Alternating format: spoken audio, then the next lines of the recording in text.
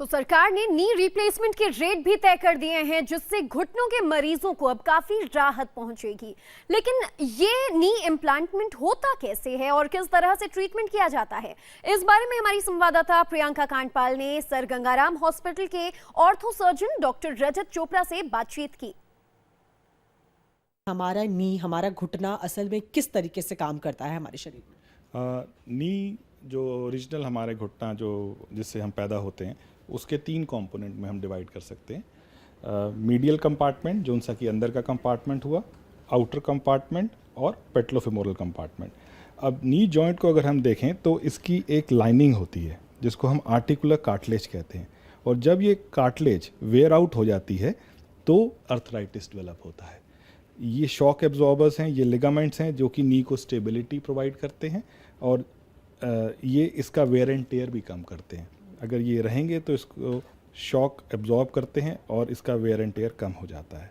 जब where and tear हो जाएगा तो ये अर्थराइटिस हो जाएगा और अर्थराइटिस की कारण पेनफुल होगा और पेन के रिलीफ के लिए नी रिप्लेसमेंट करना पड़ेगा। जी, तो यहाँ पर जैसे कि डॉक्टर रजत चोपड़ा ने दिखाया कि किन 3 पार्ट्स में जो हमारा नी है, जो हमारा घुटना है वो बटा होता है। लेकिन सर, ज़रूरत कब पड़ती है नी रिप्लेसमेंट की? क्योंकि जैसा आप बता रहे हैं कि दर्द की वजह से होता है, तो क्या दर्द का इलाज सिर्फ नी रिप्लेसमेंट ही है या दवाइयाँ भी रहती हैं? सबसे पहले तो हम पेन किलर से ही शुरू करेंगे। पेन किलर थोड़े टाइम के लिए दी जा सकती हैं, लॉन्ग टर्म देंगे तो उससे किडनी पे इफेक्ट आ सकता है और उसके साइड इफ़ेक्ट्स बहुत ज़्यादा हैं। अगर नी रिप्लेसमेंट हम तब एडवाइस करते हैं जब पेशेंट की क्वालिटी ऑफ लाइफ अफेक्ट होनी शुरू हो जाती है या उसकी पेन किलर की इनटेक बहुत बढ़नी शुरू हो गई है। तो उससे एक तो उसको पेन रिलीफ मिलेगा, मोबिलिटी इम्प्रूव हो जाती है, बेहतर चलेंगे और क्वालिटी ऑफ लाइफ इम्प्रूव हो जाती है। जी सर, क्या क्या पार्ट है नी का जिसे रिप्लेस किया जा सकता है? हाँ, नी रिप्लेसमेंट में एक तो ये फेमोरल कंपोनेंट होता है। जब ये इसकी आर्टिकुलर सरफेस ख़त्म हो जाती है तो उसकी जिग आएगी, जिग के हिसाब से इसके कट्स लगते हैं और फेमोरल कंपोनेंट इसमें लगा दिया जाता है। वैसे ही एक टिबियल कंपोनेंट आएगा जो कि इसके कैनाल के अंदर बैठेगा और इन दोनों के बीच में एक इंसर्ट आता है जो कि प्लास्टिक का होता है जिसको स्पेसर कहते हैं।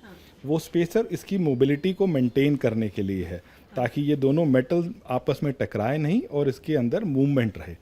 तो ये 2 कंपोनेंट मेटल के, एक प्लास्टिक का, और अगर नी कैप जिसको हम पेटला कहते हैं अगर इसको भी रिप्लेस किया जाता है तो ये भी प्लास्टिक का कंपोनेंट आता है। तो कहने को तो 1, 2, 3 और 4 कंपोनेंट चेंज किए जा सकते हैं। नी कैप भी हर सर्जरी के बाद बदली जाती है या फिर अगर ज़रूरी हो सिर्फ तभी?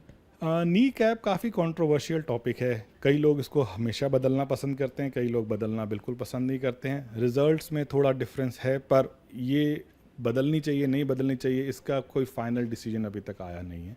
हर सर्जन की अपनी प्रेफरेंस है और उस पे या कई बारी पेशेंट का सिम्टम्स ऐसे होते हैं कि आप ज़रूर बदलना चाहते हैं, पर कोई हार्ड एंड फास्ट रूल नहीं है कि हर वक्त बदलनी ही पड़ेगी कि नहीं। जी सर, जब जैसे आप बता रहे हैं कि जब गठिया का दर्द होता है, जो आर्थराइटिस होता है, उसके बाद ये बदला जाता है, तो ये पोर्शन जो आप दिखा रहे हैं इसमें रिप्लेसमेंट की जाती है? हाँ जी, ये फीमर है और ये फीमर की आर्टिकुलर सरफेस है और आर्टिकुलर सरफेस जो सी है वो वेयर एंड टेयर के कारण उसमें रॉ बोन एक्सपोज हो जाती है और पेन होती है जब वेट बेयरिंग पे। तो आप जब रिप्लेसमेंट करते हैं तो पहले आप जिग्स लगाते हैं और उसको बोन को उस हिसाब से काटते हैं कि इसमें आर्टिफिशियल कंपोनेंट जो मेटेलिक होगा उस पर फिट हो जाए। फिट करने के लिए लोग बोन सीमेंट का इस्तेमाल करते हैं। कौन कौन से मेटल्स की अगर हम बात करें तो जो नी सर्जरी में, रिप्लेसमेंट सर्जरी में काम आते हैं? मेटल में जैसे टाइटेनियम, कोबाल्ट क्रोम और जिरकोनिया जो कि अब नया मेटल है, ये सब यूज़ होते हैं। कोबाल्ट क्रोम काफ़ी पुराने हैं, टाइटेनियम, और इन सब के रिजल्ट्स अच्छे हैं। कोबाल्ट क्रोम और टाइटेनियम के। जिरकोनिया मार्केट में नए हैं तो इनका टाइम लगेगा थोड़े लॉन्ग टर्म रिजल्ट्स आने के लिए। अलग अलग मेटल्स हैं, वो उनके रिजल्ट्स की अगर बात की जाए तो जैसे डॉक्टर रजत ने बताया, जो पुराने मेटल्स यूज़ किए जाते हैं, कोबाल्ट जैसे, उनके रिजल्ट्स अच्छे रहते हैं और जो नए मेटल्स आए हैं उन पर अभी और रिजल्ट्स का उनका इंतजार रहता है। हालांकि सरकार की जो नई पॉलिसी आई है उस हिसाब से डॉक्टर रजत का मानना है कि जो रेगुलेशंस की ज़रूरत थी नी रिप्लेसमेंट सर्जरीज में वो भी आएंगी और सबसे ज़्यादा फायदा इससे पेशेंट्स को होगा।